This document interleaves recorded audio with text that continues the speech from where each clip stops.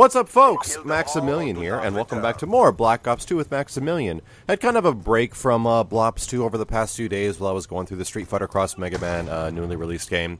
And it was a lot of fun, but I wanted to jump back into this and still have a few gameplays I wanted to show off because getting close to that 10th prestige, man, that double XP weekend is no joke. Like, I think you actually rank up faster in Black Ops 2 than any Call of Duty before. I literally got, over the span of playing for maybe about, 10 hours over the weekend, in total, over the total, Friday, Saturday, and Sunday, I think I got, 2 prestiges, so it's actually really crazy how quickly you can rank up. Anyway, I think I'm rocking the 7th prestige, or something really close to it right now. And here's a game where I was attempting to get some gold guns. I'm actually using the Vector with nothing on it, with no perks, no attachments, and I think I'm just using, secondary gunfighter and, danger close or something, so I can occupy all my perk spots, and you still can't even.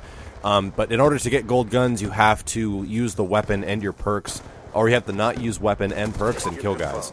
And here's a pretty crazy game. I wasn't using anything rather insane score streak-wise. I was kind of sticking with these are the score streaks that work. Like, if you want to consistently do really good in Black Ops 2, use these score streaks. That's one of my best pieces of advice. These score streaks are the ones that always consistently get me good kills and a good performance. However, I like running other stuff, so I like, seeing a swarm come out. I like seeing dogs and stuff of that nature. So, because of it, I tend to run other stuff and get lower kill death ratios. A lot of guys were mentioning in some previous videos that, some of my average games and some of my extremely good games, we gotta realize, guys, in a game like Call of Duty with how fast you die, having a decent game is going to be kind of far in between sometimes. You might have an evening that's absolutely amazing, but everybody, absolutely everybody, it doesn't matter how much of a pro player you are, when you play online in a game like Call of Duty, you're not going to do amazing all the time. You just need to understand that. You're not going to do absolutely freaking amazing all the time, but one of the best things I can tell you is something that I was talking about in the previous games videos, when I was talking about the original Black Ops and stuff like that a few months ago, is consistency. As long as you remain consistent, you can have an amazing game, you get 100 kills, and then all of a sudden, all your other games are you going 1-1 and not winning, or just 2-1 sometimes, and you have that one amazing game. Staying consistent is one of the most important things in these games. It's a little bit more difficult to stay consistent, I think, in Black Ops 2 than previous Call of Duties, just because I don't fully understand it yet. Yeah, Max, your 7th prestige is in. How do you not understand it? I don't feel like I completely understand a Call of Duty until I'm actually 10 prestiges in. That's literally true. And then after the 10th prestige, you kind of get a better understanding of what the hell you're supposed to do. It's kind of the way I think, but anyway. As long as you stay fairly consistent, it can be pretty good. And my fairly consistent game is getting approximately a 2 to a 3 kill death ratio on all these games.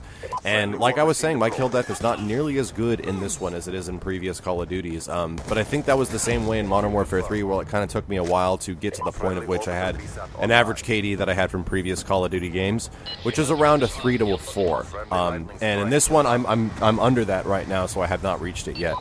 But staying consistent is really important.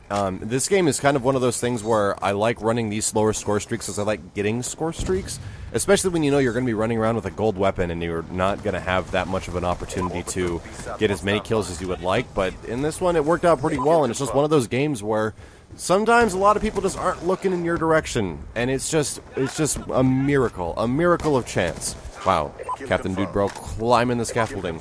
And it's one of those really good games. This is also one of the maps that I really don't like too much. Oh my god, look at this sweet looking RPG. RPG looks so cool in this game, in my opinion. One of those things I might have to get to gold. Anyway, this isn't one of my most favored maps in this game. I'd actually think and that's kind of what I want to talk about this episode besides staying consistent, is the best maps in Black Ops 2. I've come to the point where I like Slums an awful lot. I think Slums is the best small map in the game.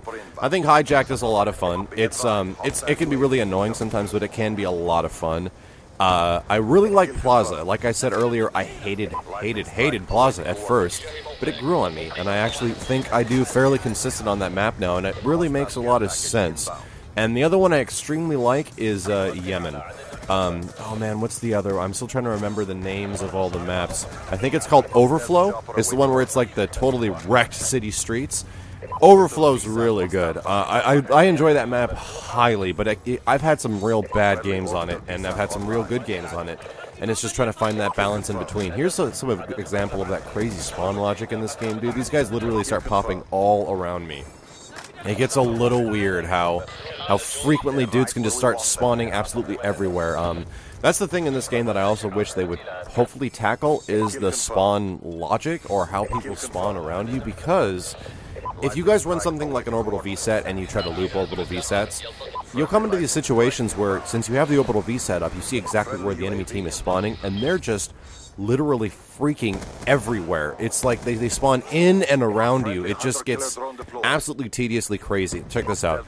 Waiting for this dude to show up. I have no ammo in my weapons. I'm just like, is he going to show up? Hey, buddy. There he is, and that ends the game. So, pretty damn good game. This is easily the best game I've ever run when I was trying to get a gold gun, and I was running without attachments or without perks. So it went extremely well, and pretty effective game at that. I'll be back with some more Call of Duty Black Ops 2 gameplay commentary tomorrow. So thank you guys very much for watching. My name is Maximilian, and I'll see you later.